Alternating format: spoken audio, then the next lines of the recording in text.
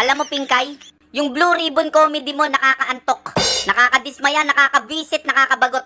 Tapos yung dalawang testigo hindi makasagot. Paano tinatanong ni Senator Marcoleta, iba yung sumasagot.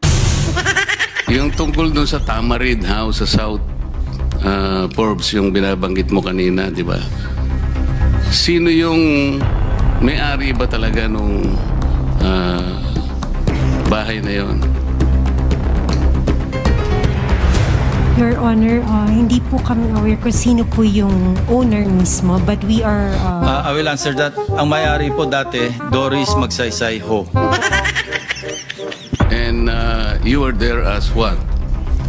Staff ng tenant. May tenant kasi si Doris Magsaysay Ho na sila nakatira, sila yung staff. So nung nabenta, existing pa yata yung lease contract, so hindi sila umaalis. Pero pinipilit silang umalis nung bagong owner. And allegedly, ang bagong owner is Martin Romualdez. Yun ang sinasabi. Yun ang sinasabi mo kanina. Yes. At referring to Diskaya. No, let's based on documents, yung bahay na ibenta sa isang corporation, Golden Peasant Holdings Corporation. Incidentally, the major stockholder, also used to sit in the board of at least 2 corporations associated with the... Teka!